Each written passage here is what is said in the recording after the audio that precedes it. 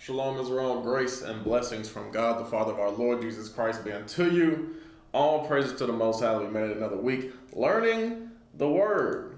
And as you can see, I got a lot of tabs because this is a big topic that we're talking about this week. All right, this is the 12 tribes breakdown, and I know I have just Judah out to the side as far as like a subheading for the title, but I'm gonna try to get into the kingdom of Judah, and I'll show y'all what I mean shortly. But I don't necessarily want to chop up this section into two parts because I probably am gonna have to do that with the Northern Kingdom section because it's already gonna be in two parts as far as Judah and his companions, Joseph and his companions. I may even have to make it three parts just based on all the Northern Kingdom tribes.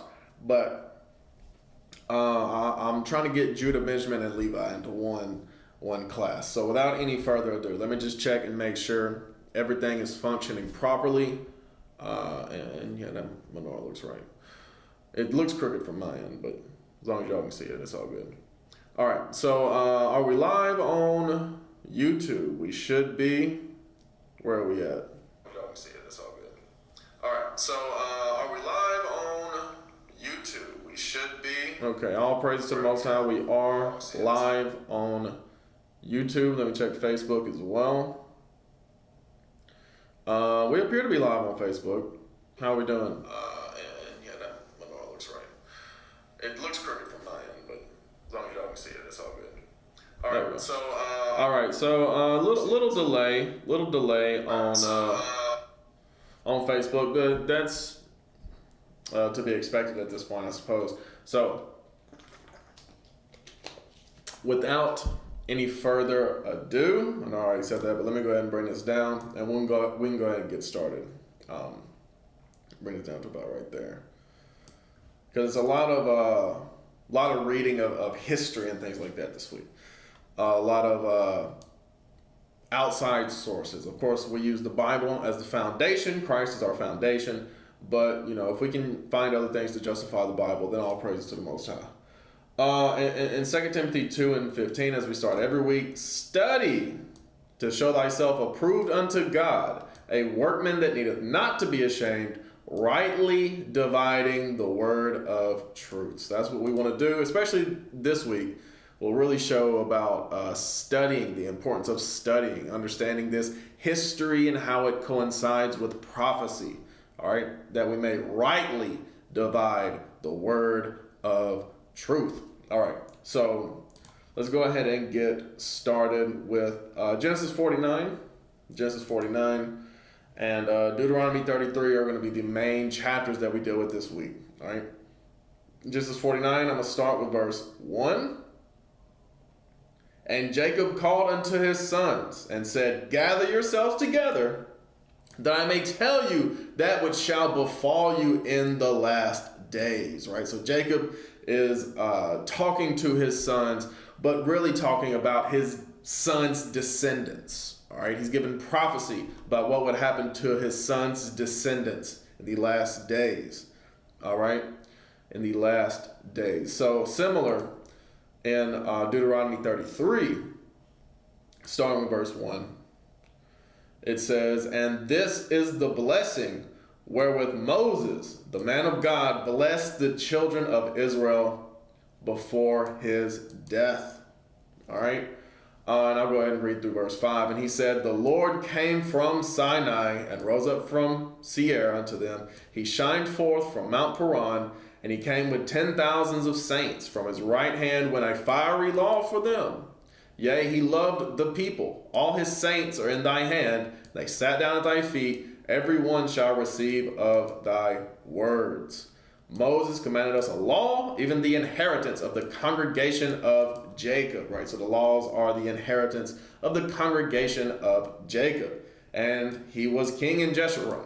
Right? So in Israel, God is the king. Right? The Lord of hosts is the king. When the heads of the people and the tribes of Israel were gathered together. So similar to when Jacob was on his deathbed and he gathered together his sons to tell them what would befall them in the last days, right? So this is the blessing that Moses gave in Deuteronomy 33. And in Genesis 49, it's the blessing that Jacob gave, right? The man Israel gave to his sons, right? So with that and understanding that, let's go ahead and talk about Judah, all right? And I'm specifically talking about, as I said, Judah, Benjamin, and Levi. Specifically, let's get second. We'll start with First Kings, actually. Second Chronicles also talks about it, and we'll touch on that. But First Kings, why I'm grouping Judah, Benjamin, and Levi together as one kingdom, all right? And as opposed to the rest of the tribes who were a separate kingdom, all right? In First Kings chapter 12, you read about the split, all right? The split between the tribes. In First Kings chapter 12, I'm not going to read this whole chapter because we got plenty of other things to get to. I'm just going to show you why I group Judah and Benjamin together. All right. So let's see. In 1 Kings 12 and 16, it says, so when all Israel saw that the king hearkened not unto them, right? So the tribes which later became the northern kingdom tribes saw that Rehoboam, the king in Jerusalem, was not listening to them. The people answered the king, saying, what portion have we in David, meaning in Judah? Neither have we inheritance in the son of Jesse. To your tents, O Israel. Now see to thy own house, David, or now see to thy own house, David, meaning we're not dealing with you Judites anymore. So Israel departed unto their tents, right? So there's where you see the split. There's where you see a separation between the tribes. Verse 17. But as for the children of Israel, which dwelt in the cities of Judah, Rehoboam reigned over them, right? So that would primarily be the tribe of Judah, all right? But then as we go on to read, verse 18 just talks about how they killed the tax collector, Adoram. So I'm not necessarily going to read 18, but 19 says, so Israel rebelled against the house of David unto this day, right? So there's still a split even unto this day in the tribes, all right? Between what would in biblical times be known as Joseph and his companions versus Judah and his companions. We're talking about Judah and his companions tonight, all right? Who that ended up being, all right? So jumping down, because it said, the children of Israel which dwelt in the cities of Judah, Rehoboam reigned over them. So obviously Judah stuck with Judah, but as you go on down in verse 21, I'll start with 20. And it came to pass when all Israel heard that Jeroboam was come again, that they sent and called him unto the congregation and made him king over all Israel. Right? So Jeroboam became the king over all Israel, all the northern kingdom tribes. All right, he was of Joseph. There was none that followed the house of David, but the tribe of Judah only. You see that right there. So initially it was only the Judites. And when Rehoboam was come to Jerusalem, he assembled all the house of Judah with the tribe of Benjamin. So Benjamin ended up sticking with Judah. All right. So here we see Judah and Benjamin, right? 180, meaning 80,000 chosen men, 180,000 men, which were warriors to fight against the house of Israel to bring the kingdom again to Rehoboam, son of Solomon.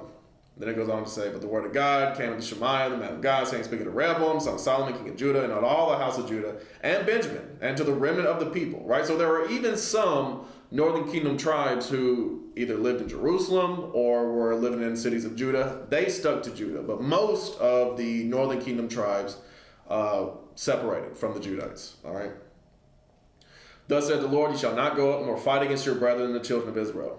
Return every man to his house, for this thing is from me. Right? The split was from God. It was prophesied, and so it happened. They hearkened, therefore, unto the word of the Lord, and returned to depart according to the word of the Lord. So here we see Judah with Benjamin, right? So why am I throwing Levi in the mix? All right, let's go to 2 Chronicles.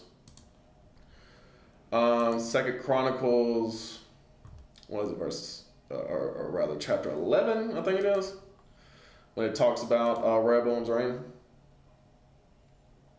Yeah. So here we go. In 2 Chronicles chapter 11, verse 13, it says, and the priests and the Levites that were in all Israel resorted to him, meaning resorted to Rehoboam out of all his coast. As it said in this verse 5, and then I'm jump down. And Rehoboam dwelt in Jerusalem and built cities for defense in Judah. Jumping down to verse 12, and in every several city he put shields and spears and made them exceeding strong, having Judah and Benjamin on his side. So there we see with Rehoboam, you have Judah and Benjamin, right? Jumping down to verse 13, it says, and the priests and the Levites that were in all Israel resorted to him out of all their coasts, right? Because the Levites originally were spread among every tribe, right? Just about every family, or at least every city, had priests that they could turn to, all right? But it said the Levites came down to Judah. For the Levites left their suburbs and their possession and came to Judah and Jerusalem. For Jeroboam and his sons had cast them off from executing the priest's office unto the Lord. And he ordained him priests for the high places and for the devils and for the calves which he had made. And after them, out of all the tribes of Israel, such as set their hearts to seek the Lord God of Israel came to Jerusalem. As I said, as it said in 1 Kings 12, it said a remnant of the people, right? To sacrifice unto the Lord God of their fathers. So they strengthened the kingdom of Judah and made Rehoboam, son of Solomon, strong. 3 years. For 3 years they walked in the way of David and Solomon, right? So we see here that Judah, Benjamin, and Levi, and a remnant of the other tribes as well. But mostly just the tribes of Judah, Benjamin, and Levi. When we talk about the kingdom of Judah, that's what we're talking about, all right? So that's why when I titled it Judah, I'm talking about Judah, Benjamin, and Levi, all right? So now we can get into the prophecy. In Genesis 49, starting with Judah, in Genesis 49, Judah, thou art he whom thy brethren shall praise, right? The kings came out of Judah. And we read that before when we was talking about David a couple weeks ago, all right? The sure mercies of David, that God didn't choose Ephraim, right, to be his kings. He chose Judah, specifically David and his seed, right? Thou art he whom thy brethren shall praise. Thy hand shall be in the neck of thine enemies, right? So here we see Judah is in close proximity to the enemies, all right? Not just in David, which David did shut down his enemies, but as we see, we're going to see, rather, in the prophecy in Deuteronomy 33, that Judah is in close proximity to the enemy, all right? Thy father's children shall bow down before thee. As I said, the king's seed is Judah. Judah is a lion's whelp. From the prey, my son, thou art gone up. He stooped down, he couched as a lion, and as an old lion, who shall rouse him up, right? So Judah is a young lion. That's a lion's whelp, is a young lion. All right, from the prey, my son, thou art gone up. He stooped down, right? So this is referring to the like during the civil rights movement, and you see the same thing in other nations as far as different time periods that this happened. But specifically, if we're talking about the so-called African Americans here in America, all right, you have the civil rights movement where you had the so-called black people here were leading the charge as far as like civil rights, right? And when you get to like the Black Panther Party, very militant even, right? Ready for what may come to defend the city because they were tired of the oppression, right? And I say that so-called African Americans were leading the charge because behind the Black Panther movement, the SNCC movement, even the Nation of Islam to a certain extent, you had the Young Lords, which were Dominican and Cuban and Puerto Rican people who were following the example of the Black Panther movement, a little bit, more specifically the Black Panther movement because they were pretty militant. Same with the American Indian movement with the Native Americans here, and the same thing with the Brown Berets, which were so-called Mexicans and Central Americans here, right? You had all these different groups rise up, but they were all following the example of that young lion, that lion's whelp, right? From the prey, my son, thou art gone up. Then it goes on to say he stooped down, right? Because he was ready. He couched as a lion. He was ready. And then it goes on to say, and as an old lion. So here's what we see with so-called Black Americans today. They got comfortable with the conditions here, right? Civil Rights Act passed. Okay, no more ready to pounce, right? He couched down as a lion, but now he's as an old lion. And it goes on to say, who shall rouse him up, right? Meaning there still needs to be a stirring among the people towards righteousness, not towards wickedness, or even towards like a secular ideology like the Black Panther Party was about. All right, there needs to be a stir of righteousness. Right, Christ will rouse him up. That's how it goes on to say, the scepter shall not depart from Judah, nor a lawgiver from between his feet, until Shiloh come. Right, so that's Christ, the peaceable one. And unto him shall the gathering of the people be. Christ came out the tribe of Judah. All right. And then just to prove that, because a lot of this, as far as we're actually about to go into the fulfillment of Christ fulfilling these prophecies. And we're not going to touch on all of them. Just understand. Christ fulfilled the prophecies coming from the tribe of Judah. All right. Hebrews 7 and 14, it shows that Christ came out of Judah. It says, for it is evident that our Lord, meaning our Lord Jesus, sprang out of Judah, of which tribe Moses spake nothing concerning priesthood, right? Because Moses ordained the Levites to be priests, all right? But unto him shall the gathering of the people be, right? He is the true lawgiver. But as you see, Moses actually said that, lawgiver. It says, binding his fall into the vine and his asses called into the choice vine, right? And you read about that prophecy being furthered by Zechariah in Zechariah 9 and 9. He said he would come into Jerusalem riding upon the colt of an ass, right? Christ fulfilled that in what is known as the triumphal entry. You read about that in Matthew 21 and John 12 specifically. That's also in Mark and Luke. All the Gospels talk about the triumphal entry. Him arriving into Jerusalem on an ass's colt.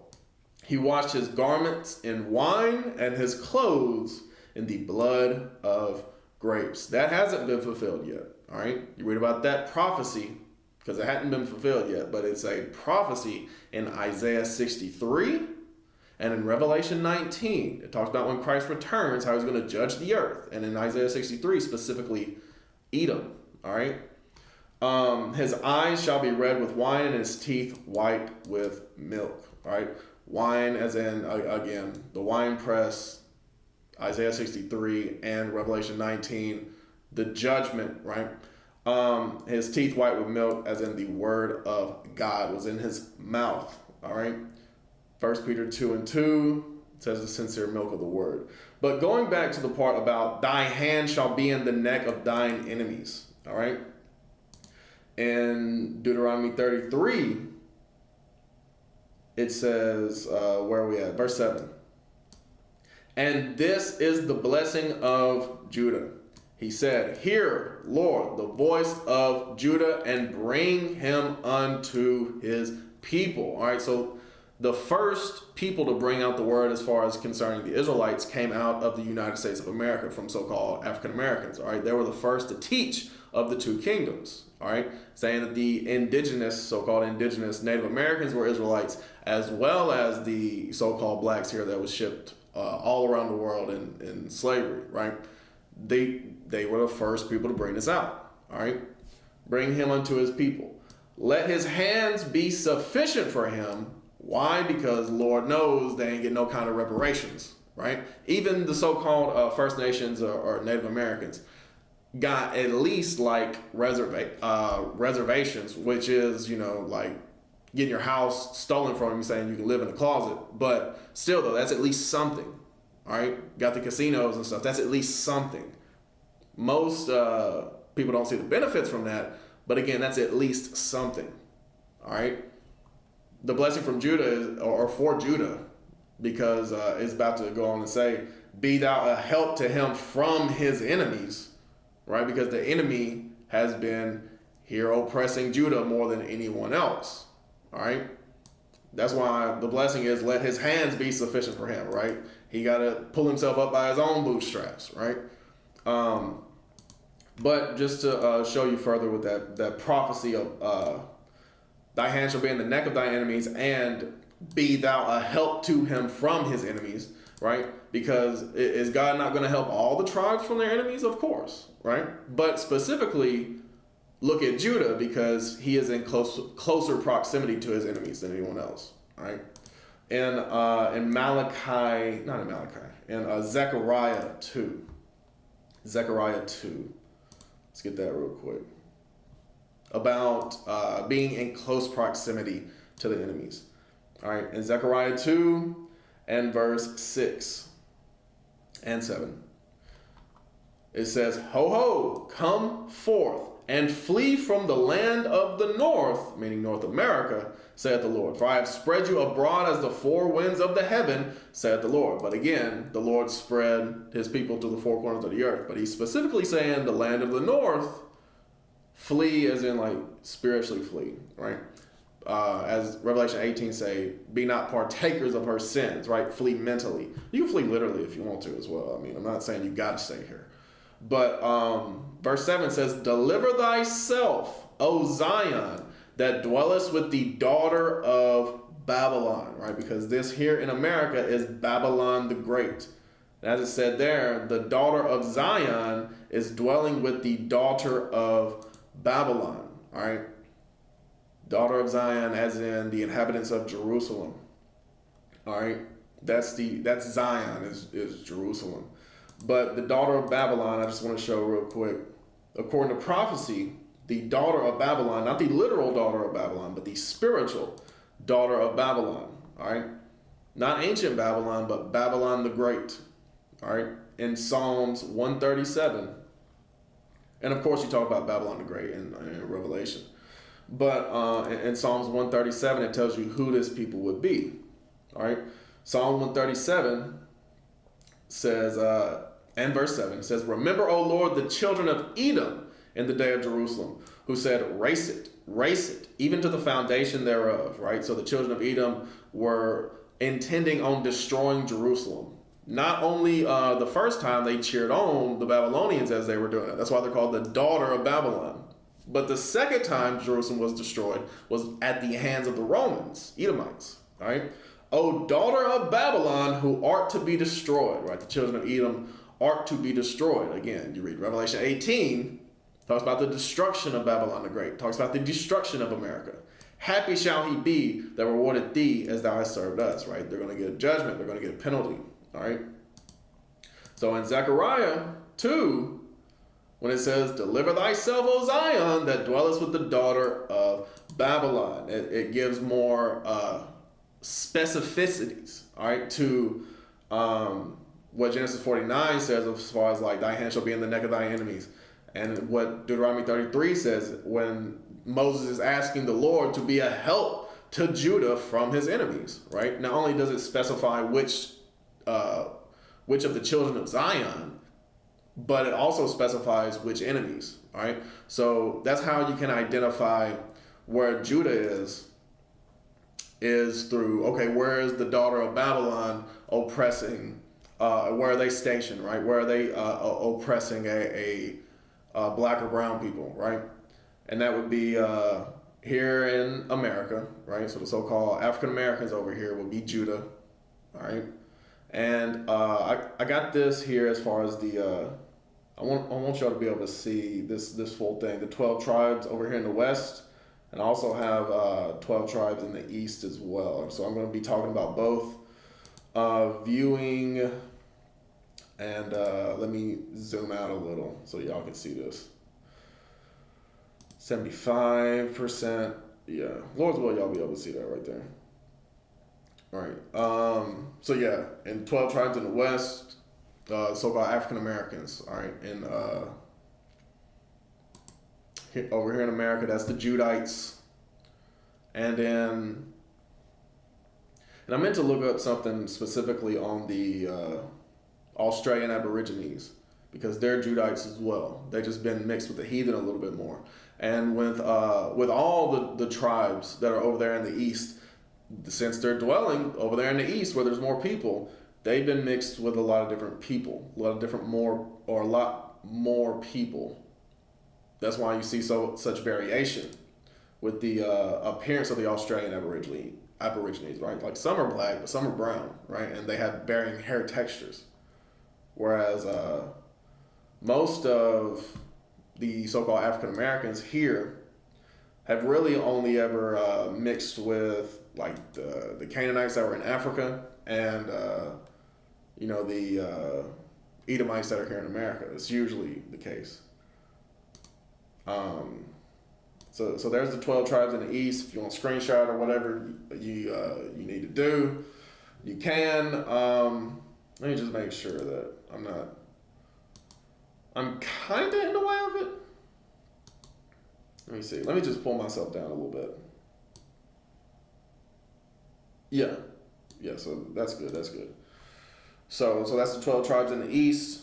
That's the 12 tribes in the West. Right now we're just dealing with these top three. Judah, specifically so-called African Americans, and Australian Aborigines are Judites. All right. South Africans would probably also fall into this category, and there's definitely going to be Jews elsewhere as well. As we read in Acts 2 and 5. That's why on the 12 tribes of Israel in the East, I have at the bottom a little asterisk. Also scattered throughout Africa, Asia, and Europe, right? That's for all the 12 tribes. There's a remnant of the 12 tribes everywhere, but there are certain countries, certain areas where the tribes are more concentrated, all right, according to the prophecy, all right? So Acts 2 and 5, though, just to show that it's Judites in every nation, all right? When you see the oppressed black people in a nation, more than likely that's Judites, all right? In Acts 2 and verse 5, it says, "And there were dwelling at Jerusalem Jews, devout men out of every nation under heaven." Right? So Jews are in every nation. Right? Don't get it twisted, thinking, oh, the only Jews are in Israel right now. First of all, that's synagogue of Satan. That's not the real Jews. And they said, well, in LA and New York, and there's only there's only 5 million Jews in the whole world. No, the sand of the sea. All right, in every nation there's going to be Jews. And remember what the kingdom of Judah comprises of: Judah, Benjamin, Levi, and a remnant of all the rest of the tribes. So, but specifically Judites is what we're talking about now. And I'll go ahead and move on from Judah, because that's pretty much all of Judah.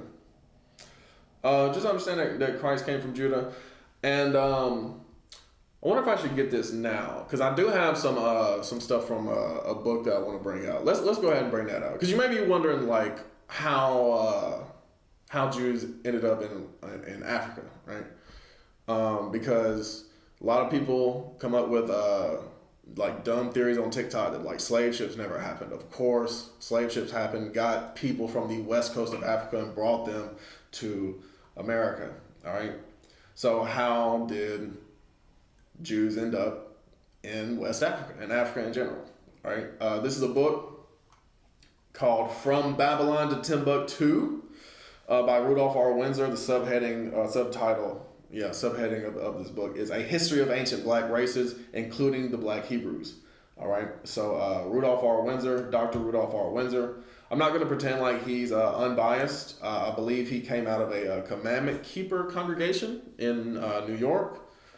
So he is he knows that he's a Jew. He knows that he's an Israelite, and he's pretty much trying to make that case, but not just make that case for like African Americans, but just bringing out some history on like basically the origins of all people and where they come from, where they went, just world history from the lens of, I guess, from Jews, basically.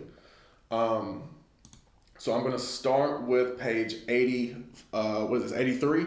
Page 83. Y'all, this is a very good book, and I don't discourage getting books written by Israelites, as in like people that are in the faith, right? Because they can be very helpful. But I know how some people from the outside looking in, they look at that like, oh, of course, a book written by someone who believes the same thing as you is going to say the same thing that you're saying. So I also got a book that was not written by, a Hebrew Israelite, as some people say. And we'll get into that later to kind of justify and corroborate what Rudolph R. Windsor wrote. But here on page 83, the chapter the North African black Jews, starting up at the top. It says in the year 331, that'd be 331 BC, that Alexander the Great defeated the Persian Emperor Darius at the Battle of Gaugamela, incorrectly called Arbela. So let me zoom in so that we can see this. A new master emerged on the world stage and transformed the history and culture of 3 continents. However, Alexander died in the prime of his life at the age of 32 because of debauchery and intoxication. Before the death of Alexander, his desire was to establish a Eurasian state, right? It doesn't say right here, but Alexander wanted to establish his capital of his kingdom in Babylon. Again, just kind of showing Edomites being the daughter of Babylon.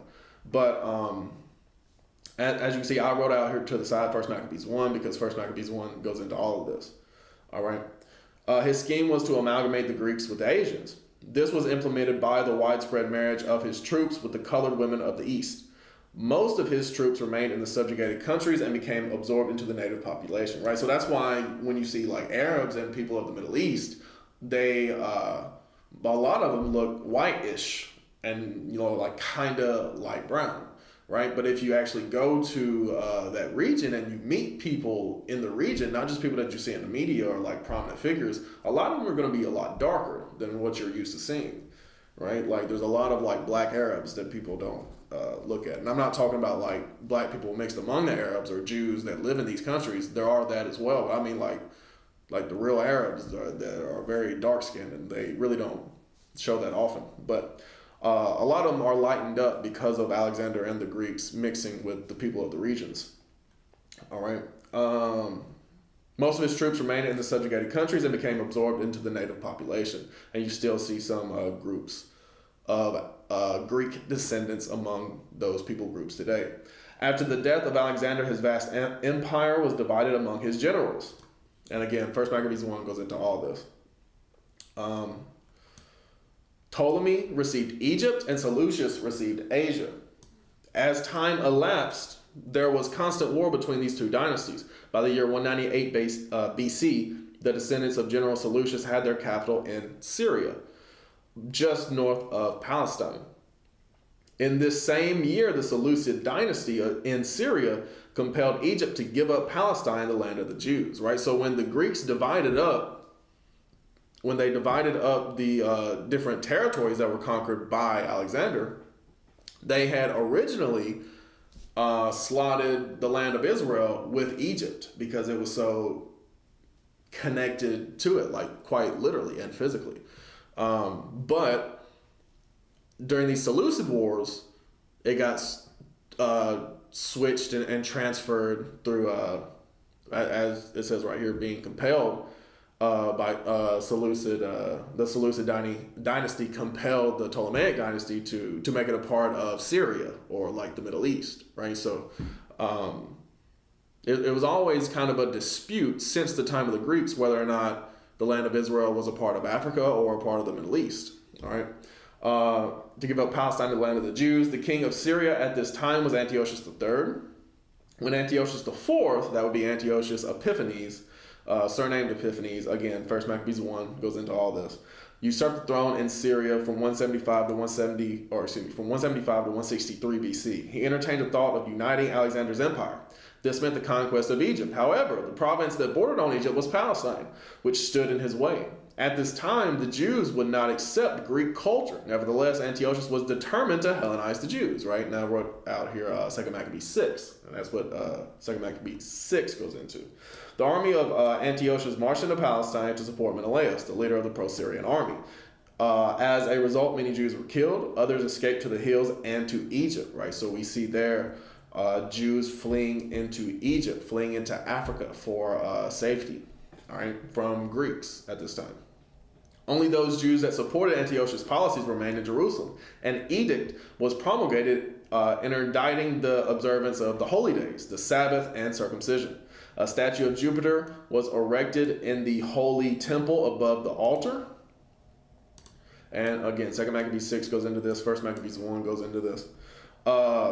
To this statue, the people brought the sacrifices of pig meat, the animal which is an abomination to the Jews. Because of this religious persecution, the legitimate high priest, Onias III, and many other Jews fled into African countries, such as Egypt, Ethiopia, and Cyrenaica, right? So that'd be Libya, right? So North Africa and Central Africa, all right? Throughout the last 2,500 years, the main factors that have contributed to the social migration of the Jews were wars, religious persecution, and commerce. All right. So as far as the commerce is concerned, if you watch Bible History 101, that I went into what I call the Israelite Phoenician connection, and that would be the covenant made between Solomon and Hiram, king of Tyre. And they at that time, which was around 1000 or 900 BC, through the 10th century BC, they pretty much ran global trade. All right, pretty much controlled all flow of the Mediterranean, all trade throughout the Mediterranean, and even controlled trade throughout the Indian Ocean as well. All right, so that would be like the commerce. All these factors were operating and gave rise to the African Jewish population. In the year 65 BC, the Roman armies under General Pompey captured Jerusalem. I did not mean to jump out of that. Why did it take me out of it? All right. In the year 65 BC, the Roman armies under General Pompey captured Jerusalem. In 70 AD, General Vespasian and his son Titus put an end to the Jewish state with great slaughter. During the period of the military governors of Palestine, many outrages and atrocities were committed against the residue of the people. During the period from Pompey to Julius, it has been estimated that over 1 million Jews fled into Africa, fleeing from Roman persecution and slavery. The slave markets were full of black Jewish slaves. All right, so let's take a break from this book, and we're going to come right back to it as far as the fleeing of the Jews into Africa. Christ actually gave instructions for his followers to do such things. All right, and I do just want to put in your mind that even back to the time period of the Greeks, it said that others escaped to the hills and to Egypt. Right. So what it means by the hills and the mountains, it's correlated with fleeing into Egypt as well.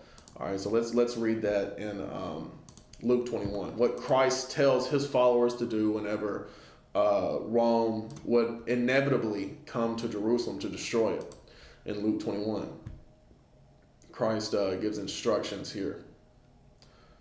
In Luke 21. In Luke 21 and starting with 20. And when ye shall see Jerusalem compassed with armies, then know that the desolation thereof is nigh. So he said when Rome showed up, hey, it's going down. All right? When Rome shows up, it's going down. And they're about to destroy Jerusalem.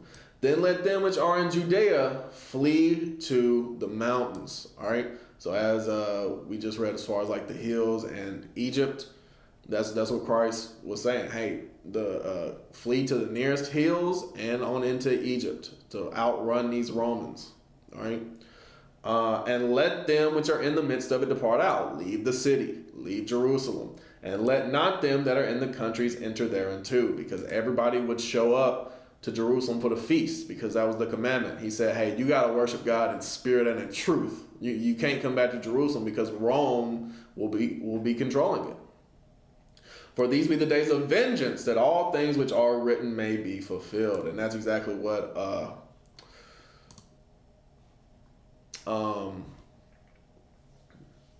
Dr. Windsor here is talking about with Deuteronomy 28:64, Deuteronomy 28:68. Christ is saying the same thing as far as the things written may be fulfilled. The curses of Deuteronomy 28 had to be fulfilled. But woe to them that are with child, and to them that give suck in those days, for there shall be great distress in the land, and wrath upon this people. And they shall fall by the edge of the sword, and shall be led away captive into all nations. And Jerusalem shall be trodden down of the Gentiles, till the times of the Gentiles be fulfilled. And guess what? We're still in the times of the Gentiles. All right, Joel 3 talks about them parting his land. That's literally where we're at right now. All right, they have parted his land.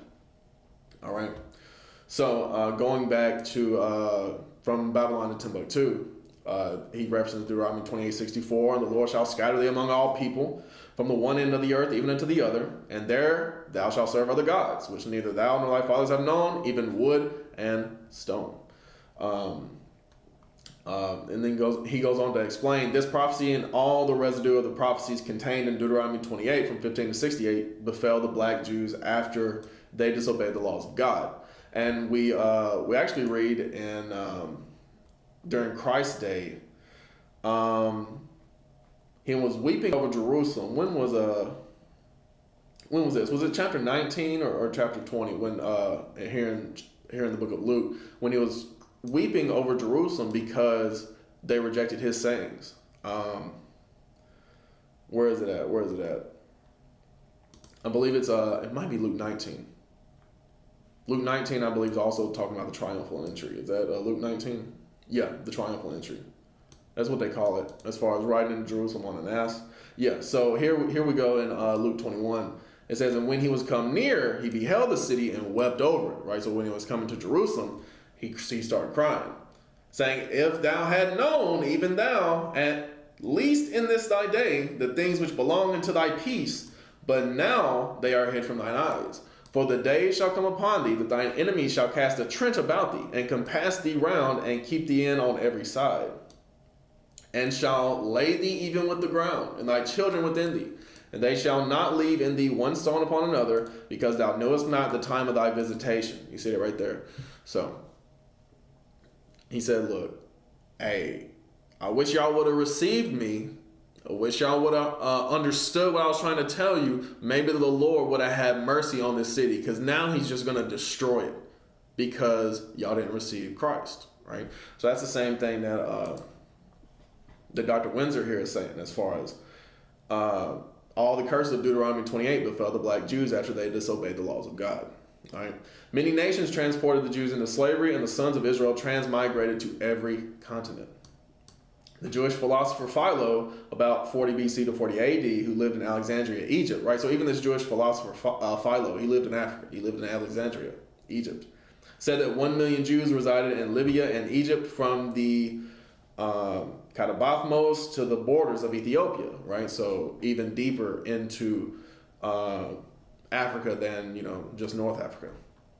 Professor A.H. Godby says that Philo leaves us doubtful about which boundaries of Ethiopia he meant. I think that Philo meant the western and southern boundaries of Ethiopia, because the prophet Zephaniah, and I wrote out here to the side in Zephaniah 3 and 10, that's what he's making reference to, mentioned from beyond the rivers of Ethiopia, the daughters of my dispersed.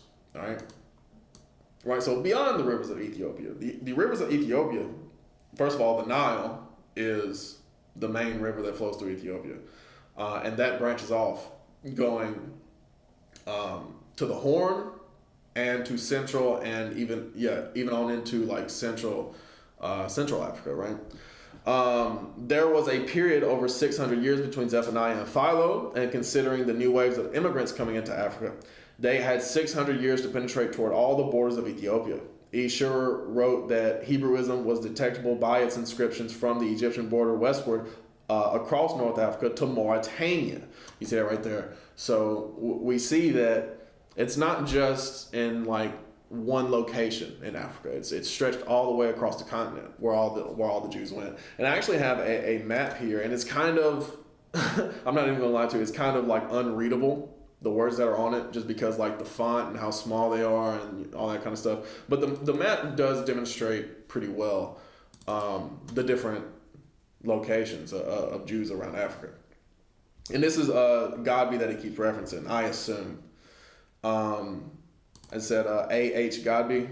I'm pretty sure this is his map. So let me blow this up. Let me see this a little bit. So let me zoom in now, because like I can't read none of this really, because it's so small, the font's so small, so I gotta zoom in a little bit. But you see where you got Israel up here, but all these red lines and red words show the different locations of different Jews and entry points into Africa. So you see here from like Tarshish and Spain, the Minoan colonies.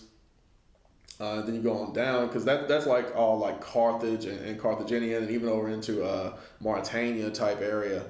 All the different like locations of where Jews were, and you see here the different locations here along the Nile, all the way down into Abyssinia or Ethiopia. Then you go over here, you see like migration patterns from from North Africa down into Sub-Saharan and West Africa, right? And I'm not going to get into all these, but it just shows you different locations of Jewish settlements that were found in Africa. So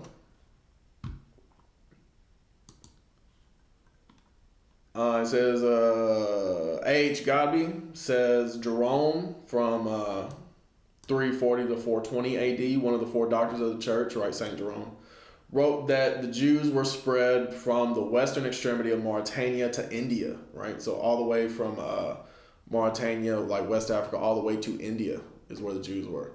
And it's even said, it's not in the Bible, but it's even said that that's where the Apostle Thomas was martyred in India. So,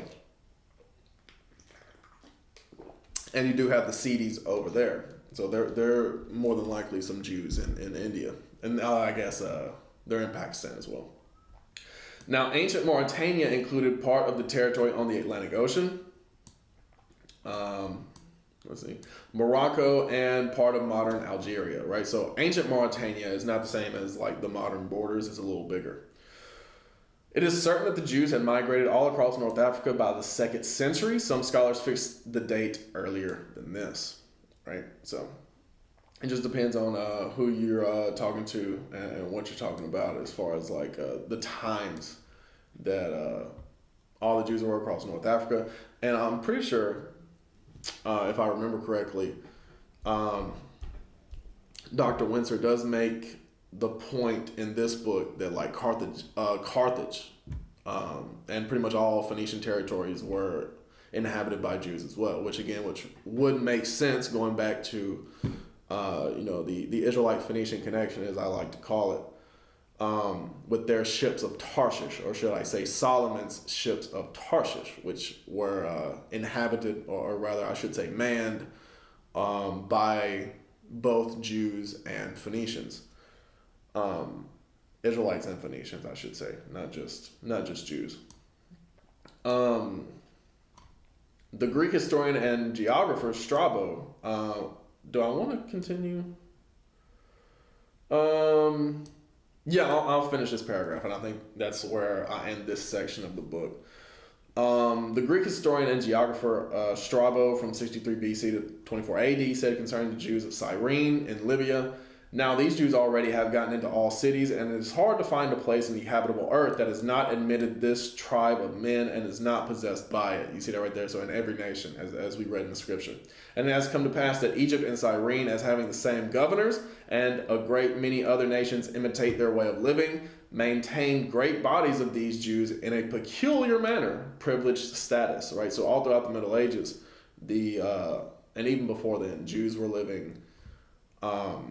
The Israelites, I should say, were living in a great privileged status, right? And we'll get a little bit of that from Rabbi, I believe it's Joseph Kroskopf in this book over here, yeah, I'll get to that here in a second. And grow up to greater prosperity with them, and make use of the same laws with that nation also. All right, so. The next section I want to get into leads into the expulsion of the Jews from Spain and Portugal. All right, because it was Israelites that were in Europe throughout the Middle Ages ruling. All right, and a lot of these were some of these were Judites. A lot of these were Judites, Judah, Benjamin, and Levi.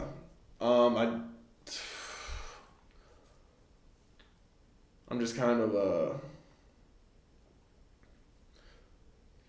a little hesitant as far as I don't know which I want to go through next, because I do want to touch on Benjamin and Levi. I certainly don't want to skip over Benjamin and Levi. But I'll try to run through this next part pretty quickly. I only got 2 pages here. The expulsion of the Jews from Spain and Portugal. All right, so you even read about, in the scripture, you read about Paul going to Spain. So Jews have been in Spain from at least the 1st century AD. Because you read about Paul going there in Romans 15, all right? Or is it 16? It might be 16. Towards the end. Let's see. I thought it was 15. It might be 16. No, here we go. 15 and 24. I'll start with 23. But now, having no more place in these parts, and having a great desire these many years to come to you, whensoever I take my journey into Spain, I will come to you. For I trust to see you in my company, for I trust to see you in my journey, and to be brought on my way thitherward by you, if first I be somewhat filled with your company. But now I go into Jerusalem to minister unto the saints, for it hath pleased them in Macedonia and Achaia to make a certain contribution for the poor saints which are at Jerusalem. All right, so we see that there were Jews in Spain, Macedonia, Achaia, and when you read in the book of Acts, everywhere that Paul goes to, as far as whether it be in parts of Italy and parts of Greece, there's always a synagogue of the Jews, right? There was always Jews there, all right? Always Israelites all throughout Europe. So what happened, right? And if it is, modern day African Americans and other people dispersed, right, so-called blacks and Latinos, then what happened with these Israelites that were in Europe? And there's a remnant still there. Like I said, there's a remnant in every nation. But here we have the expulsion of the Jews from Spain and Portugal. And this is on page 115 in the same book, From Babylon to Timbuktu.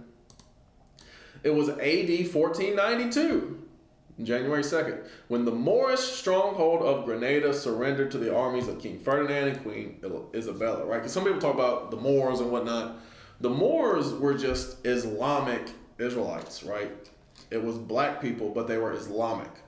So that's the only difference between the Moors and the Jews, is that one was Islamic and one held more to the laws of Moses, right? Some were followers of Muhammad, that would be the Moors, and others were followers of Moses, that would be the Jews, all right? For, it said, when the Moorish stronghold of Granada surrendered to the armies of King Ferdinand and Queen Isabella in 1492, for the first time since the year 711, all of Spain was in Christian hands. The decree to expel the Jews from Spain was signed on March 31st in one of the corridors of the great Alhambra, the palace of the Moorish kings of Granada. The reason given for the expulsion of the Jews was that it was thought they corrupted the Marranos, Jews converted to Christianity, by privately encouraging them in disloyalty to Christianity. The ultimatum given to the Jews expired on August the 1st, 1492, but the last group of Jews did not leave until August the 2nd, 1492. This date is of strange coincidence. That day was the 9th of Ab, the fast day, which is reminiscent of the destruction of the first and second temples. Right, so they waited till the Jews were weakened on the Day of Atonement. All right. Professor Alan H. Godby says that the reign of the last Jewish king of Ghana terminated in 1492. So 1492 was a big year. It was a big year for the other nations and their counsel against the Israelites. All right. It was, as we're reading here, it was when all the Spanish Inquisition really got going underway. It was the year that Columbus made his voyage over here to the west to conquer the Israelites that were over here, and we'll talk more about that next week. And it was when the Hamites took control of the Kingdom of Ghana. And again, you can read the book to talk about, or you can read this book From Babylon to Timbuktu. He goes into all these different kingdoms that were in Africa as well. The Kingdom of Mali, the Kingdom of Ghana, Songhai Empire, all of this, all right? But we kind of already established the Jews that were in Africa as far as like beyond the rivers of Ethiopia, as the prophet Zephaniah said. So I'm not necessarily going to get into all those different kingdoms. All right. In order to satisfy Queen Isabella of Spain, King Manuel of Portugal promulgated a royal decree expelling the Jews and Moors from his country in 1496. Right. So Portugal fell shortly afterward behind Spain as far as the Inquisitions.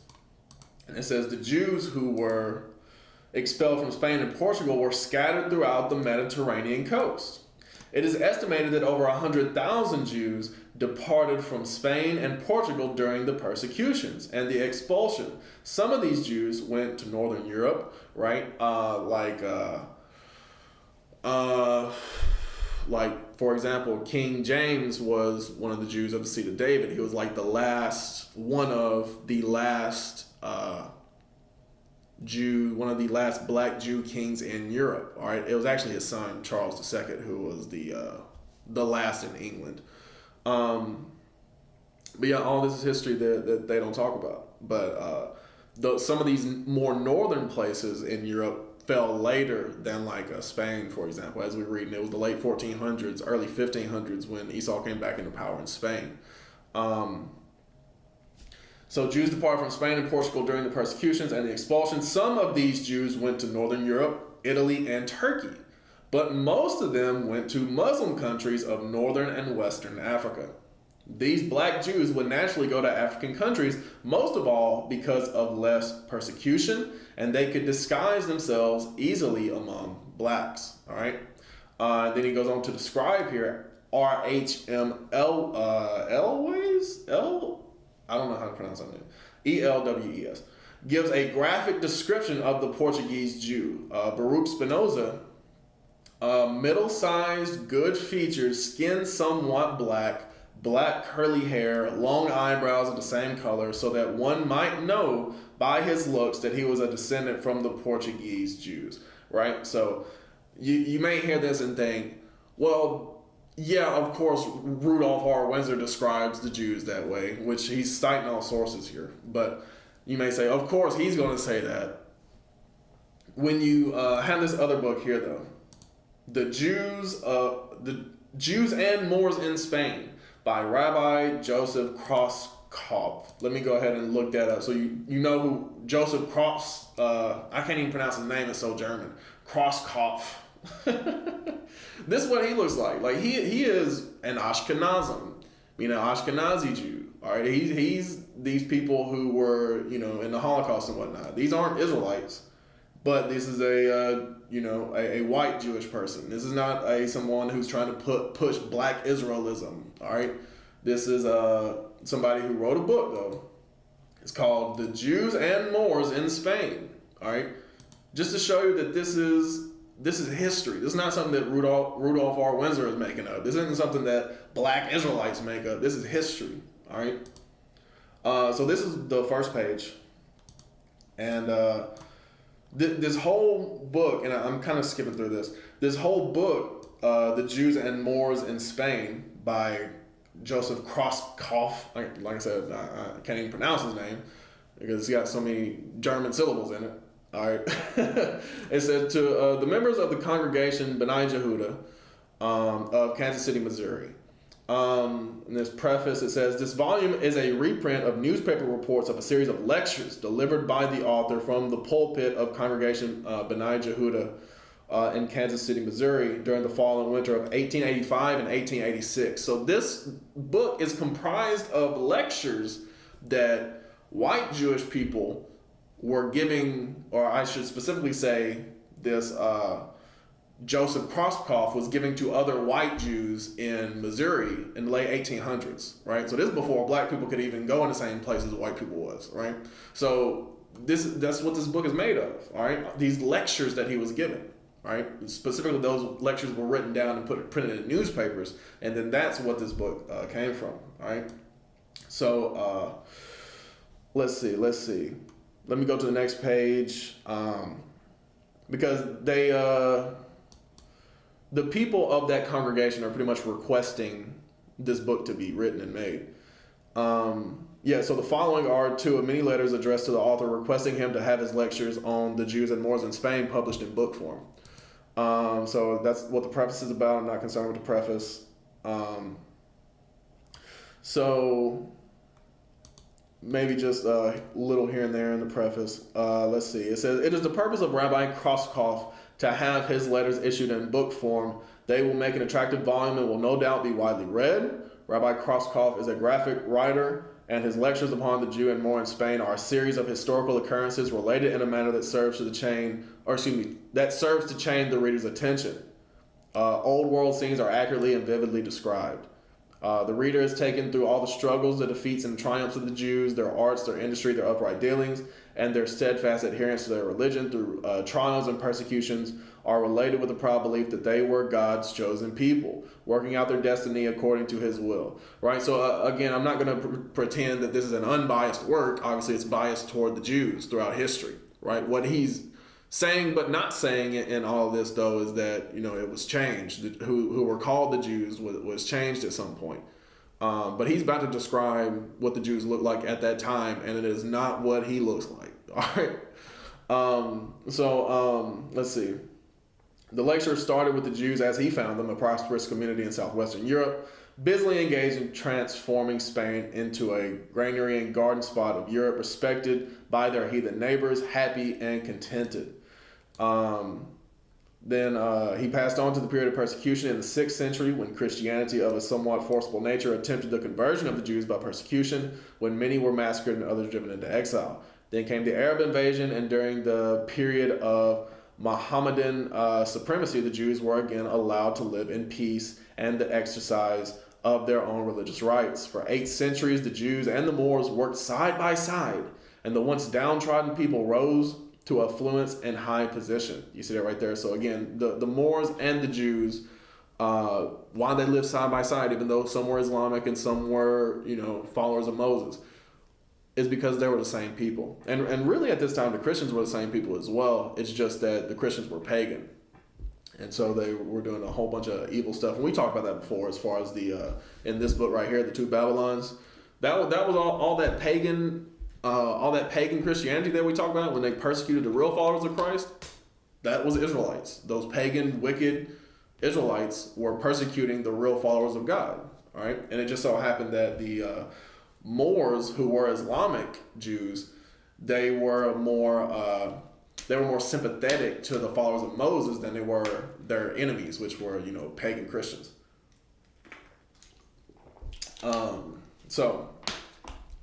Then it goes on with what we just read in Dr. Windsor's book. He said, with the decline of Mohammedan power and the expulsion of the Moors by the Spaniards, the Jews were again reduced to a pitiable state. All right, that's what we just read as far as 1492 and the start of the Spanish Inquisitions. So I'm going to jump down to chapter 1, which starts on the next page. Chapter 1, A Day in Cordova, 6 and 8 and 6 and 8 and 10 centuries back in the world's history, our entrance into Spain, a miracle with the beautiful Guadalquivir, I think it's a river. Our bronze-complexioned oarsmen, fair Cordova, the city of the arts and sciences, night, a serenade our departure. Right, so we see here that he describes the oarsmen here as bronze-complexioned. All right, so jumping down, because he's setting the scene. I don't necessarily care about all that. We're kind of getting to the point because, you know, we're already a little bit over on time. I ain't even talking about Benjamin and Levi yet. Jumping down to the second paragraph. But know we must, and therefore what the mind refuses to believe and what the heart refuses to credit, let the eye see. Let us think ourselves back 6 and 8 and 10 centuries. Let us enter upon a fair and distant journey. Away we speed, far, far across the wild Atlantic. We have reached the stunning land of Spain. Here let us pause for a hasty inspection. It will not take us long, for that country that is among the poorest of all European countries today, right in the 1800s, Spain had completely fell off, whose reeking filth has recently made it a scene of revelry to the ravishing plague, whose stupendous ignorance and appalling superstitions have made it a byword among the civilized people of the earth. That country, so backward now, will certainly have no attractiveness for us 10 centuries earlier in its history. Lo, a miracle. The magic wand of some frolicsome fae must have suddenly transformed the land of expected filth and wretchedness into a beauteous fairyland.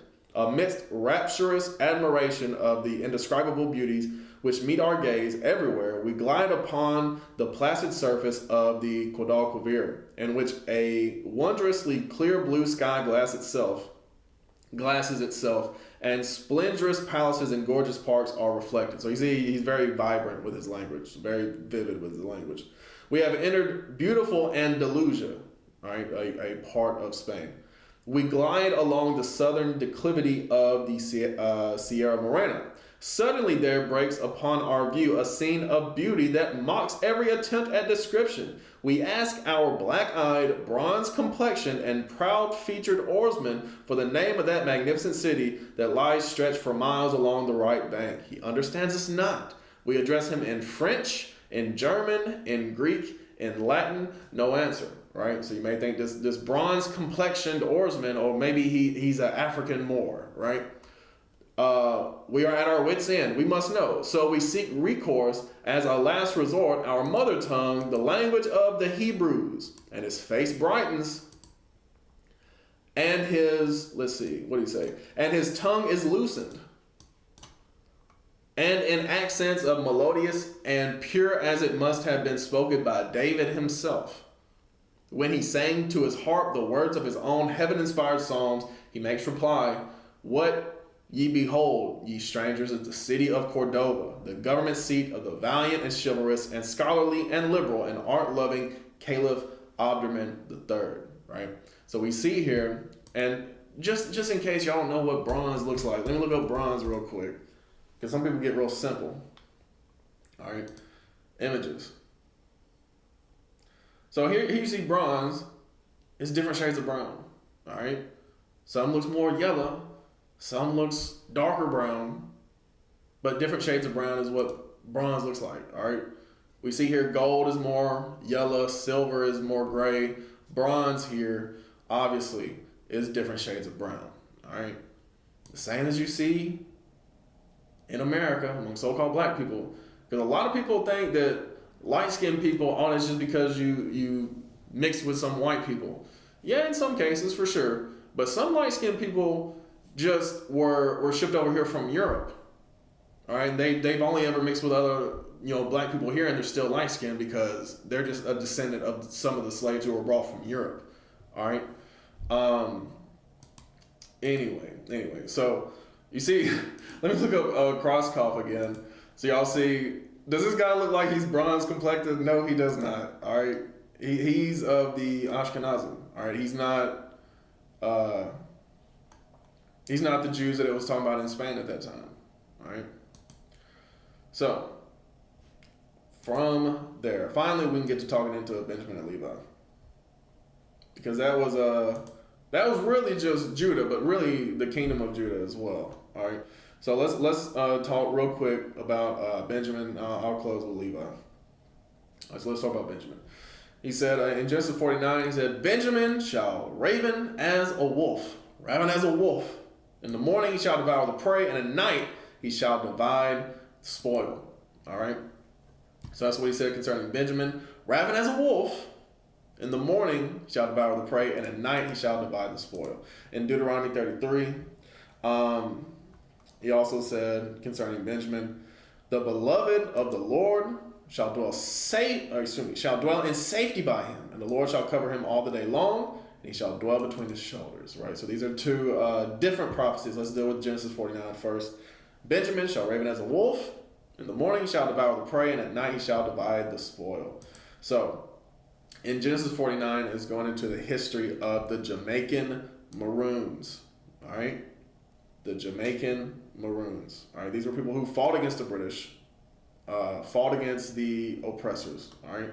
So, the origins of the Jamaican Maroons. It says Jamaican Maroons are often described as enslaved Africans and persons of noticeable African descent who ran away or escaped from their masters or owners to acquire and preserve their freedom. The word maroon is commonly believed to be derived from the English equivalent of the Spanish word cimarron, meaning wild, like a wolf, raven like a wolf.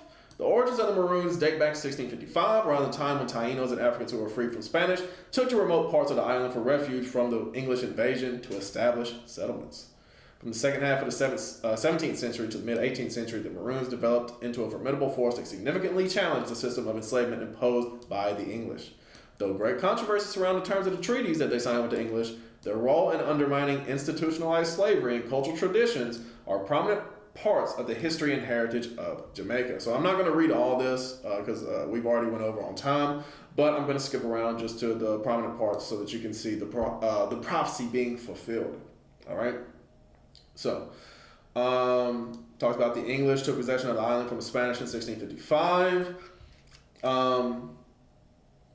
So jumping down from that, you have the Maroons who were, as it says, they posed a serious challenge to the English, especially as the system of enslavement expanded and an increasing number of British-owned enslaved Africans fled the plantations and joined existing Maroon communities, right? So you had the English bringing slaves, and those slaves actually fled from their plantations and said, "Hey, can we join with y'all? Y'all have been a mix between the native population and the Spanish slaves. Hey, can we join with y'all? I know we're English, but hey, we can overcome this language barrier. We can fight together, right?"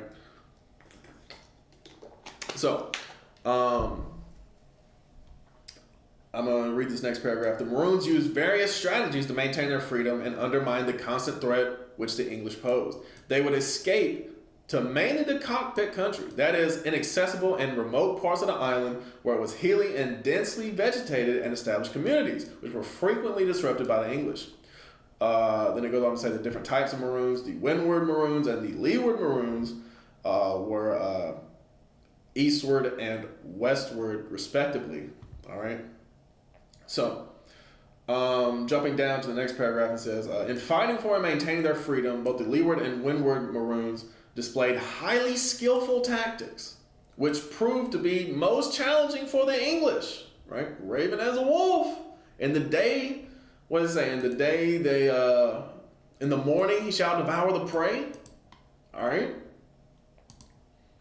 Most challenging for the English. Richard Price has given a vivid description of this, to the bewilderment of their European enemies, whose rigid and conventional tactics were learnt on the open battlefields of Europe. These highly adaptable and mobile warriors took maximum advantage of local environments, striking and withdrawing with great rapidity, making extensive uses of ambushes to catch their adversaries in crossfire, fighting only when and where they chose, right? Devouring the prey. Depending, that's what it said, right? Devouring the prey? Yes, devour the prey.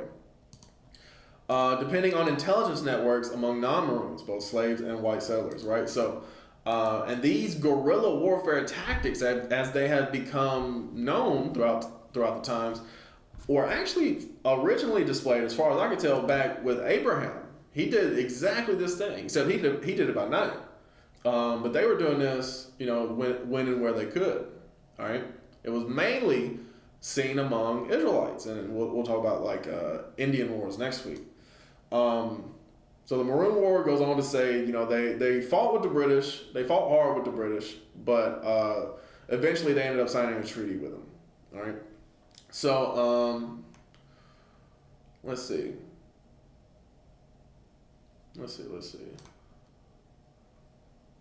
Here we go. So jumping down as far as at night he shall divide the spoil. Let's see. So jumping down to this paragraph right here, you see me highlight. These communities still, to a great extent, maintain the culture of their forebears, despite some amount of assimilation into the wider Jamaican society, right? So some of these Maroon settlements still exist. The communities have their own leaders who are referred to as colonels historically. Their traditions are predominantly African-based, especially from the Akan region. It is, which is a Hebrew name. All right, going back to Akan, I forget what Akan means, but he was the troubler of Israel is also what he's known. He was a bad guy. He was a bad dude. In Joshua 7, he caused major problems as far as not being righteous, but still that's a Hebrew word, Akan. It is common view that most of the original Maroons were Cormorantes, natives of the Akan region. Among these traditions are the ambush dance, Mayoism, and an African-based pidgin language, Other elements of their traditions include jerk pork and the use of rum and pigs for rituals. So again, we see it's not done in righteousness, but they were still at night, doing these ambush dances, Maoism, and these rituals. All right, they were dividing the spoil, so to speak. All right, so in Deuteronomy 33, it said, "And of Benjamin, the beloved of the Lord shall dwell in safety by him, and the Lord shall cover him all the day long, and he shall dwell between his shoulders." Going into Jamaica and West Indian areas, they don't receive hurricanes the way that even like Florida and like other Caribbean areas do. Jamaica doesn't really receive hurricanes like that, and it's the same over with the Solomon Islands over in the east with the tropical storms, the cyclones. They don't really receive them like that. All right. Is that all 100%? Yeah. So let me just zoom out. There we go. So yeah, we see Benjamin, the Jamaicans, and over in the east, the Solomon Islands, to Fiji, the Melanesians or the Melanated Islanders. That's all Melanesian means. So going to the recent hurricanes in Jamaica, this is from worlddata.info. All right. This is not my website or anybody I know's website. This is readily available. Hurricanes in Jamaica. Hurricanes only occur occasionally in Jamaica. So they don't really occur in Jamaica that often. On average, they happen about 5 times a year. However, hurricanes often do not make landfall in Jamaica, but turn northward beforehand. You see that right there? In Jamaica, they're dwelling safety. They're dwelling in safety by the Lord. The Lord shall cover him all the day long. He shall dwell between his shoulders. And if you look at the map, I got a map here of the Caribbean. I don't think I got a map of the Caribbean, surprisingly. But anyway, Jamaica is like in the middle of the Caribbean. It's like just south of Cuba, just southwest of Cuba. I know y'all ain't gonna be able to see this because I can barely see this. Jamaica is like down in here, dwelling in safety between the shoulders, right? Like if you look at like the North America as being one of the shoulders and Brazil as being the other one of the shoulders, it's dwelling safely, right? In the middle of all that, all right? And safety by him, and the Lord shall cover him all the day long. He shall dwell between his shoulders. All right. So that's just Jamaica. But when you read about the Solomon Islands as well on the same website, worlddata.info, cyclones on the Solomon Islands. Cyclones only occur occasionally on the Solomon Islands. So it's the same as Jamaica. On average, they happen about 5 times a year. However, cyclones do not make landfall on the Solomon Islands. So it's like literally the same thing, but on the other side of the world. All right. But turn southward beforehand, except it's not north, they turn south, right? Because that's on the other side of the world. The remnants didn't cause gusts of wind and rain on land, right? Then it goes on to say who will be the most affected by it. And then look down here, it says the most severe cyclone to make landfall on the Solomon Islands in the past 12 months was blank because there hasn't been one. Like, I mean, it's very apparent when you see the prophecies coming to pass, man. When you see the prophecies in play. I do have Oceania on the map, though. So, where's Oceania? Map of Oceania. Where's that at? I got that. Thought I had one.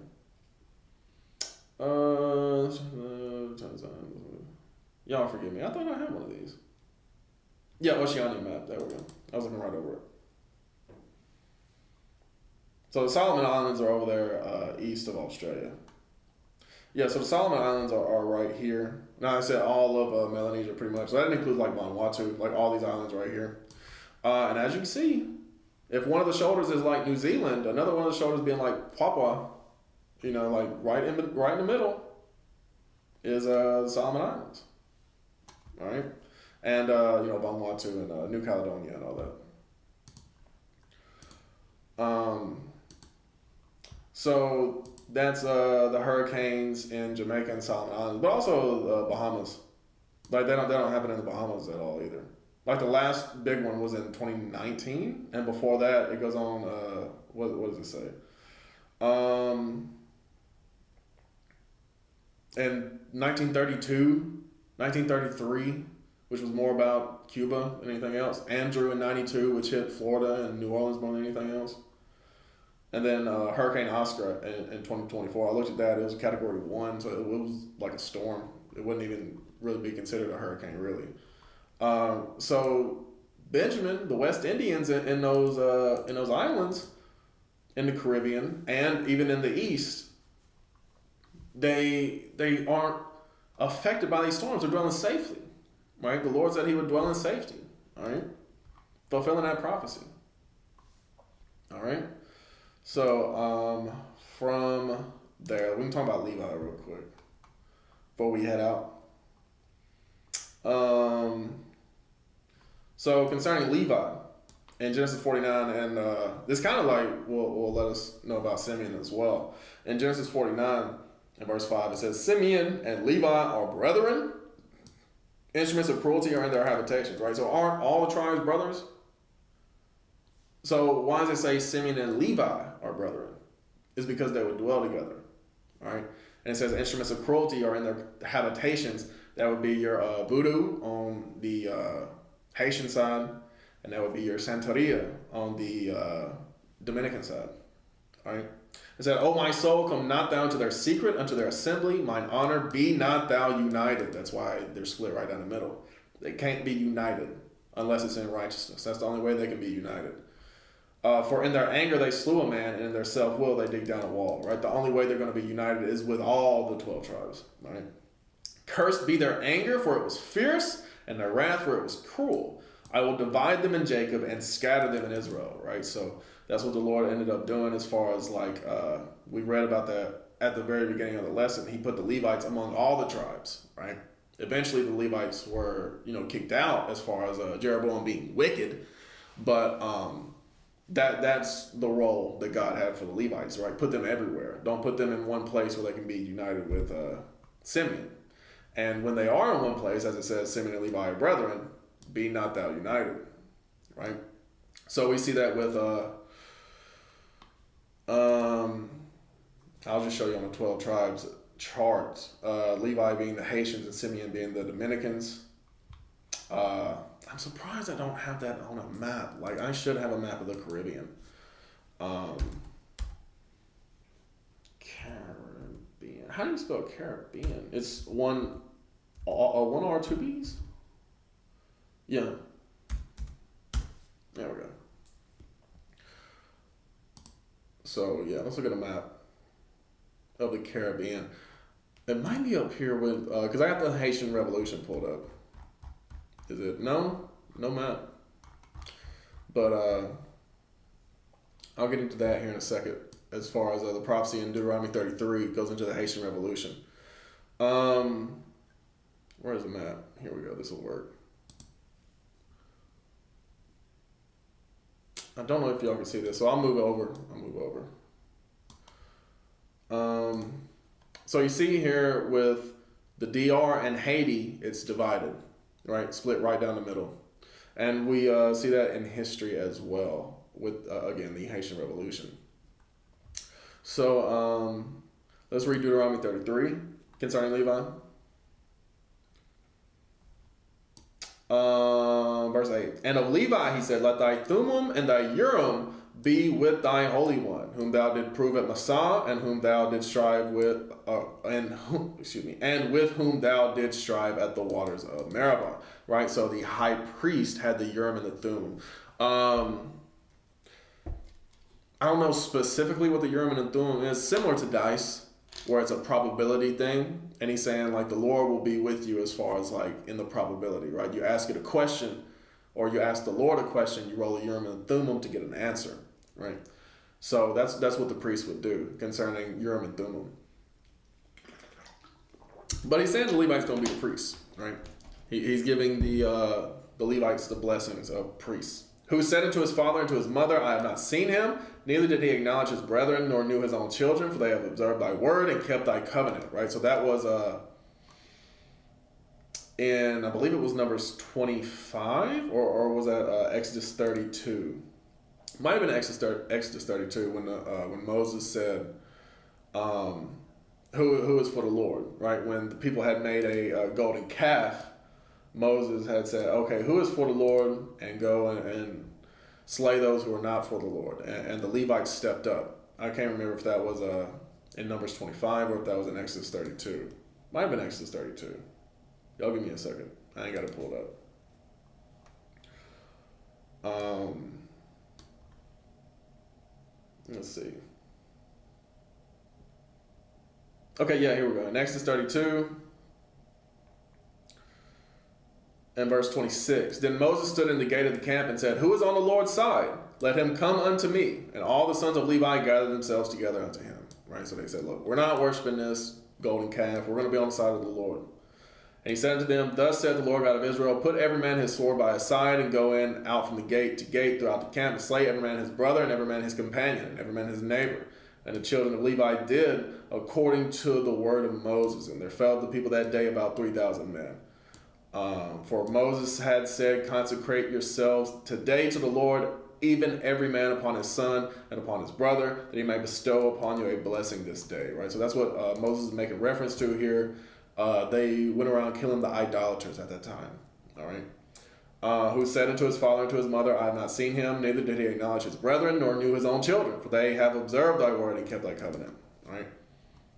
They shall teach Jacob thy judgments, and Israel thy law. Right. So not only the high priest Eleazar, Phinehas, right, starting with Aaron, of course, then Eleazar, Phinehas, but later on down the line you get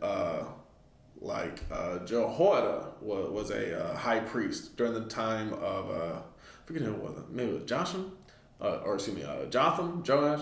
I forget the name of the Judite king who was instructed by and saved and instructed by Jehoiada during the time that wicked Athaliah rose up. But also prophets like Jeremiah and Ezekiel were Levites, all right, priests even. They shall teach Jacob thy judgments and Israel thy law. They shall put incense before thee. And the Maccabeans, right? The Maccabean family was all Levites. And whole burnt sacrifice upon thy altar. Bless, Lord, his substance, and accept the work of his hands. Smite through the loins of them that rise against him, and of them that hate him, that they rise not again. So that's what I was looking at as far as the Haitian Revolution. Bless, Lord, his substance, and accept the work of his hands. Smite through the loins of them that rise up against him. Or that rise against him, excuse me. And of them that hate him, that they rise not again. So concerning the Haitian Revolution, which was maybe the most influential thing to happen in the Western Hemisphere since colonialism began. The Haitian Revolution was a series of conflicts between 1791 and 1804 between Haitian slaves, colonists, the armies of the British and French colonizers, and a number of other parties. Through the struggle, the Haitian people ultimately won independence from France and thereby became the first country to be founded by former slaves. Right, so this is on Encyclopedia, or I guess it's just called Britannica.com, but that's an encyclopedia. All right, so jumping down, because I'm not going to read all of this, but I'm going to jump down to different what am I going to jump to? Which paragraph am I going to jump to?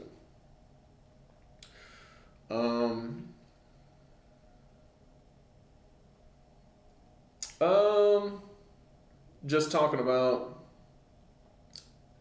I guess the start of the revolution itself, because I'm going to butcher some French names, all right, but Toussaint Louverture, right? He was the main guy fighting. So starting right here in this paragraph, in May 1791, the French revolutionary government granted citizenship to the wealthier affranchis, I guess, but Haiti's European population disregarded the law. Within 2 months, isolated fighting broke out between Europeans and affranchis. And in August, thousands of slaves rose up in rebellion.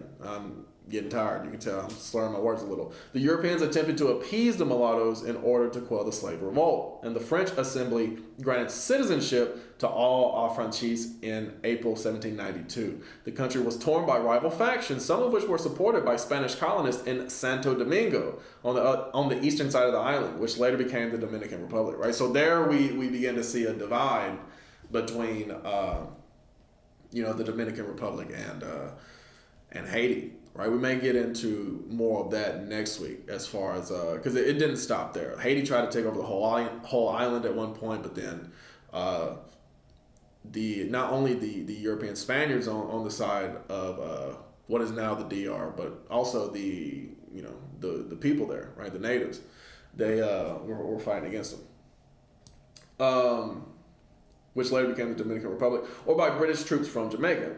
In 1793, a commissioner, Liege Felicite Saint-Anant, that's what it looks like to me. I could be mispronouncing that. Was sent from France to maintain order and offer freedom to slaves who joined his army. He soon abolished slavery altogether, a decision confirmed the following year by the French government.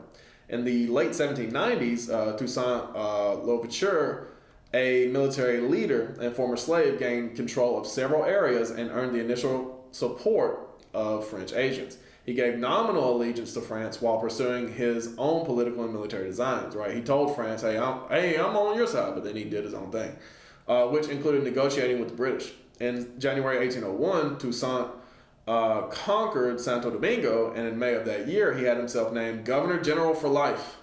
Right, so. We're going to get into that here in a minute as far as why Haiti is the way that it is today, and more specifically, why Papua New Guinea is the way that it is today. Because when you look at that map of Oceania, going back to that map, concerning Papua New Guinea, you see how it's split right down the middle the same way that Santo Domingo is today, as far as split between a mostly black side and a mixed with native side, right? And I guess the black people of Papua New Guinea are also native to that island, but you know what I'm saying. There's an Indonesian side and there's a independent side. Let's see. But anyway, he put the peasants back to work on the plantations under military rule and encouraged many of the French proprietors to return. In December 1801, Napoleon Bonaparte, later Napoleon I, wishing to maintain control of the island, attempted to restore the old regime and European rule by sending his brother-in-law, General Charles Leclerc. So keep Leclerc in mind. With an experienced force from Saint Domingue, that included Alexandre Save Petillon and several other exiled mulatto officers. Toussaint struggled for several months against Leclerc's forces before agreeing to an armistice in 1802. However, the French broke the agreement and imprisoned him in France. He died on April 7th, 1803. Right, so this Toussaint Louverture, he didn't make it. All right, he got betrayed in the way that he was betraying them. You reap what you sow. Some of Toussaint's lieutenants, most notably Jean-Jacques Dessalines and Henri Christophe, right? These guys are the real main players at this point, resumed the war against the French in 1802. They were soon joined by Petillon and other mulatto leaders who were infuriated by the restoration of the restrictions on their caste, right? Because they thought that, they had kind of escaped that whole racism thing, but no. Both the blacks and the mulattoes were enraged by reports that France had reestablished slavery in Guadeloupe and Martinique. And the struggle was carried on with great desperation. The French were weakened by an epidemic of yellow fever. Open that link in the new tab. What does yellow fever do to you? All right, an infectious disease, one of the great epidemic diseases of the tropical world, though it sometimes has occurred in temperate zones as well. The disease caused by flavivirus affects humans, all species of monkeys, and certain other small mammals. Okay, here we go. It says yellow fever appears with a sudden onset of fever, chills, headache, backache, nausea, and vomiting. And it said, and you also get jaundice, right? So that's why it's called yellow fever, because jaundice. You get jaundiced. But not only is it a fever, but it also affects your stomach, right? Nausea and vomiting. Remember what the prophecy was concerning Levi. He said, Moses called on the Lord. He said, smite through the loins of them that rise against him, and of them that hate him, that they rise not again. All right. It said Leclerc. This was the what was it? Brother-in-law? Who was it? Yeah, the brother-in-law of Napoleon. Right, it's part of the royal family of France. All right. Succumbed to the disease in November 1802, and the conclusion of the Louisiana Purchase in 1803 signaled Napoleon's intention to withdraw from North America. So France was never the same again after the Haitian Revolution. It says less than 3 weeks later, the French position in Haiti became truly hopeless with the renewal of hostilities between France and Britain on May 18th, 1803. As it said, smite through the loins of them that rise against him, and of them that hate him, that they rise not again. That's exactly what happened concerning the Haitian Revolution. All right. So now, let's get Malachi 2. Like I said, concerning why Haiti is the way that it is today, and why, more specifically, why Papua is so bad.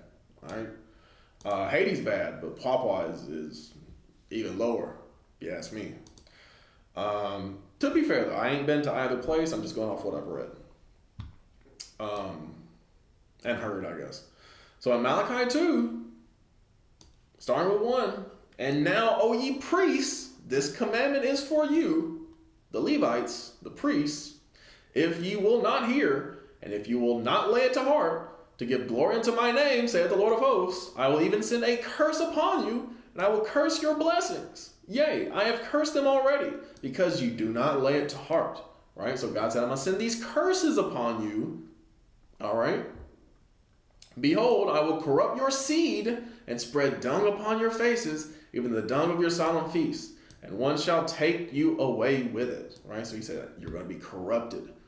Look at all the Haitian gangs. All right? You're going to be corrupted. And I don't even want to talk about all the filth and disgusting things that the Papuans do. All right? And ye shall know that I have sent this commandment unto you, that my covenant might be with Levi, saith the Lord of hosts. All right? So he said, you're going to get it the worst because you were supposed to be the closest to me. All right? The closest to the Lord, hey, you're going to get it the worst if you go off. My covenant was with him of life and peace, and I gave them to him for the fear wherewith he feared me, and was afraid before my name. Right? That's what we read in Exodus 32. They chose to follow the Lord. The law of truth was in his mouth, and iniquity was not found in his lips. He walked with me in peace and equity, and did turn many away from iniquity. Right? Like I said, the prophets, like Jeremiah and Ezekiel, they were of Levi. For the priest's lips should keep knowledge, and they should seek the law in his mouth, for he is the messenger of the Lord of hosts. But ye are departed out of the way. Ye have caused many to stumble at the law. Ye have corrupted the covenant of Levi, said the Lord of hosts. Therefore have I also made you contemptible and base before all the people. Right? So even compared to other places where Israelites may be, hey, the lowest of the low over here in the West is Haiti. All right? As far as like places to go. All right? Places to live. All right? And over in the East, the lowest of the low as far as base, and like I said, I'm not even going to get into all the filth and disgusting things they do. Look it up on your own time as far as the Papuans are concerned. All right? The Papua New Guinea is the basest. All right? And base before all the people, according as ye have not kept my ways, but have been partial in the law. And it's all because these who were supposed to be the priests and instructors of the law were the worst. All right? So, hey, you're going to get it the worst. It is what it is. So, with that, been going about an hour and 40 minutes now, and I usually try to keep these to about an hour.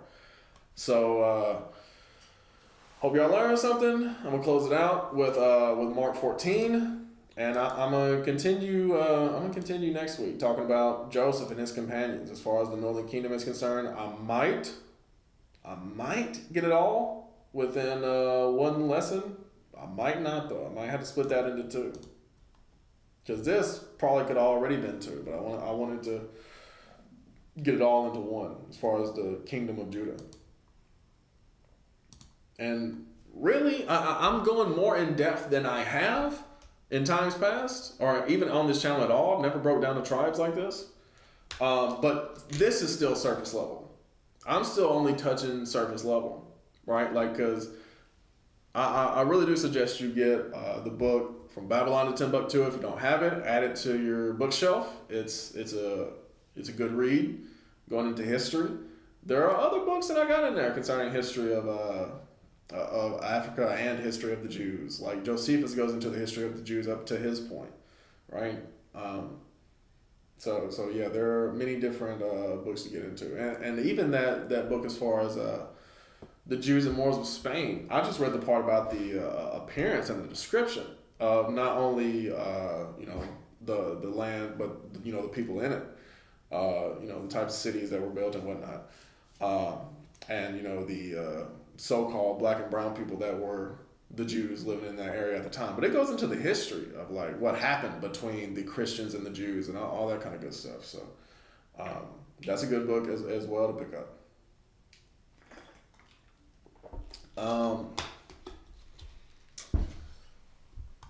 But also, I didn't really even get into this, but talking about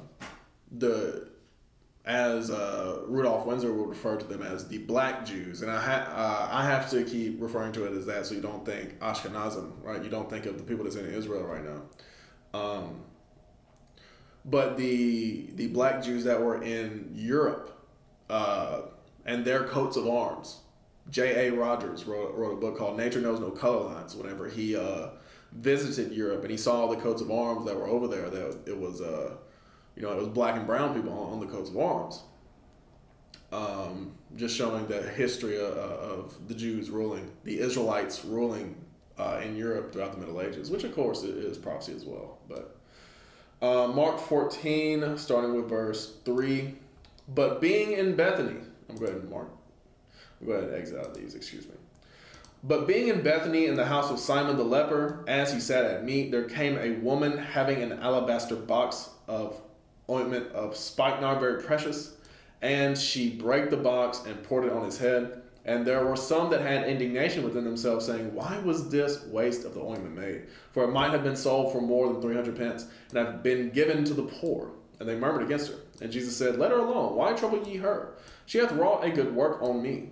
For you have the poor with you always, and whensoever ye may do, and whensoever ye will, ye may do them good. But me ye have not always. She hath done what she could.